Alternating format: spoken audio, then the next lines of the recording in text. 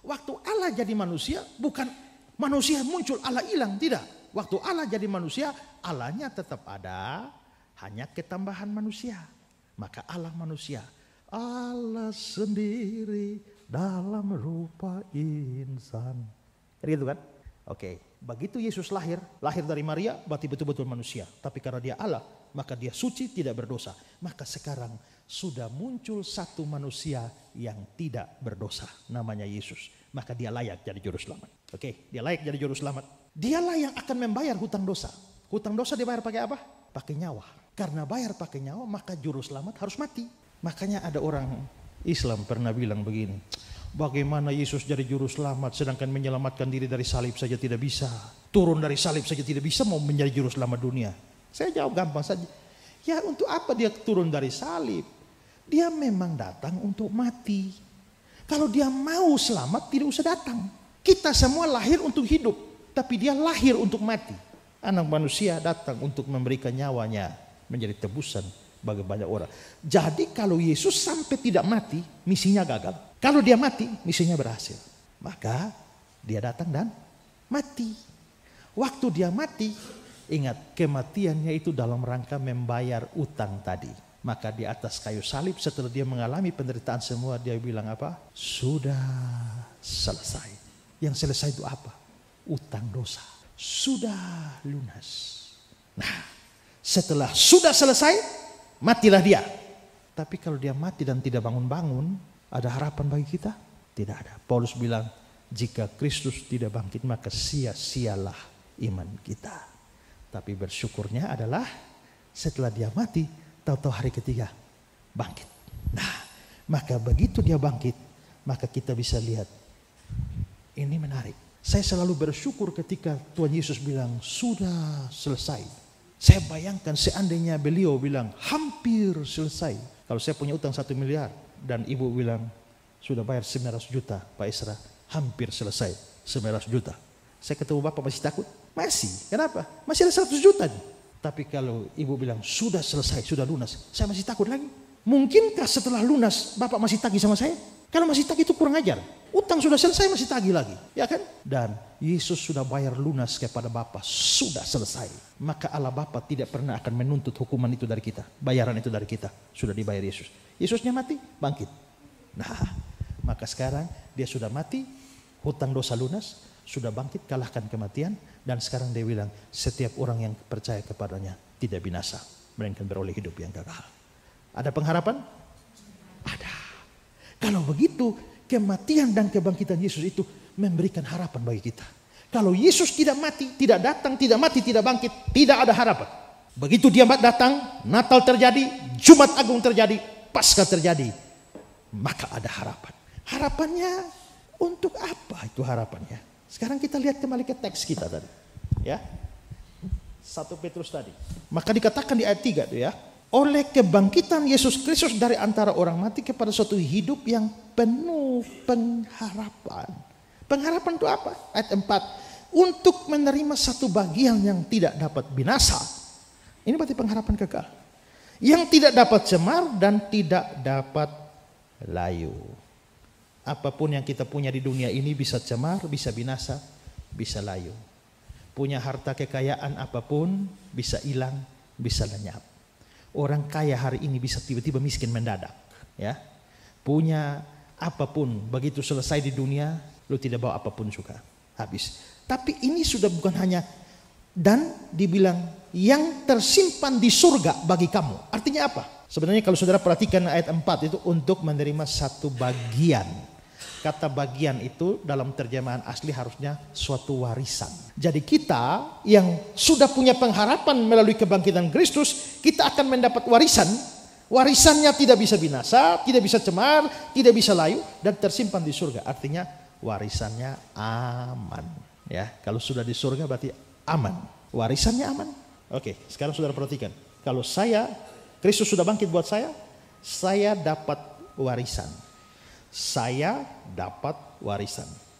Saya dapat warisan. Berarti ada dua. Ada saya dan ada warisan. Warisannya bagaimana? Aman? Aman. Kenapa? Karena warisannya itu tidak binasa, tidak cemar, tidak layu. lalu tersimpan di surga, maka warisannya aman. Kalau sayanya aman enggak? Kalau warisannya aman tapi saya tidak aman, lihat ayat 5. Yaitu kamu yang dipelihara dalam kekuatan Allah. Kalau kamu dipelihara dalam kekuatan Allah, kamu aman enggak? Aman. Kalau begitu warisannya aman, kamu aman. Saya aman, warisan saya aman. Karena kalau warisannya aman lalu saudara tidak aman, repot kan? Saudara dapat warisan banyak tapi saudara tidak aman. Oke. Ada satu orang miskin melarat di dunia. Dari lahir orang tuanya sudah mati. Maka dia miskin melarat sepanjang hidupnya. Sampai sudah 50-60 tahun dia jatuh sakit.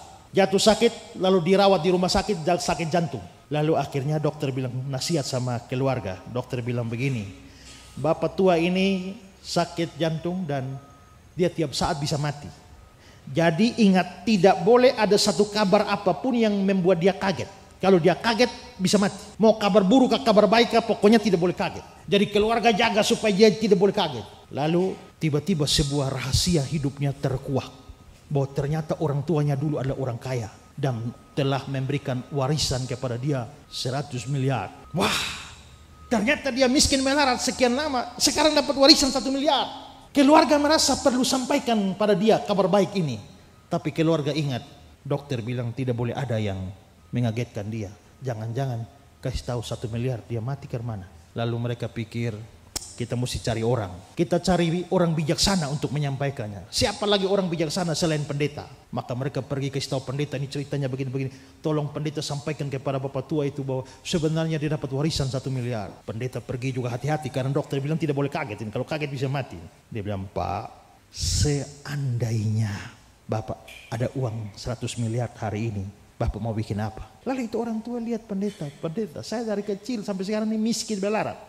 Jangan bapak pendeta datang bikin seandainya di sini. Pendeta balik, misalnya kalau kamu dapat uang 100 miliar, kamu mau bikin apa? Pendeta tidak usah pakai seandainya misalnya. Saya tidak mungkin ada uang itu. Nah, ini umpama saja. Umpamanya bapak dapat uang 1 miliar. Tidak ada seandainya misalnya umpama. Pendeta boleh andai kata bapak dapat uang 1 miliar, sekarang 100 miliar bapak bikin apa? Maka ini bapak tua mulai emosi. Pendeta, saya miskin melarat dari kecil sampai sekarang, lalu pendeta datang seandainya misalnya umpamanya andai katanya saya dapat uang 100 miliar. Pendeta dengar baik-baik. Seandainya misalnya umpamanya andai kata hari ini saya dapat 100 miliar. Semua 100 miliar itu saya kasih pendeta. Begitu pendeta tahu dan dengar kita, pendeta kaget, serangan jantung dan pendeta jatuh dan mati. Apa gunanya 100 miliar untuk seorang almarhum? 100 miliarnya aman, tapi pendetanya sudah tidak aman. Maka butuh dua keamanan. Penerima warisan aman, warisannya juga aman. Nah, bagaimana dengan warisan rohani kita? Ayat 4, suatu bagian yang tidak dapat binasa, tidak dapat cemar, dan tidak dapat layu, tersimpan di surga. Warisannya aman? Aman. Kita bagaimana? Kita yang jadi ahli waris gimana? Ayat 5, yaitu kamu yang dipelihara dalam kekuatan Allah karena imanmu. Kamu dipelihara dalam kekuatan Allah. Sampai kapan? Ujungnya keselamatan yang tersedia dinyatakan pada zaman akhir. Sampai sana, selesai. Berarti kamu aman? Aman. Kalau begitu orang yang percaya Yesus itu aman. Dirinya aman karena pasti akan sampai surga. Tapi warisannya di surga juga aman. Tidak mungkin menjadi binasa. Kalau begitu sekarang punya pengharapan? Pengharapannya aman? Aman.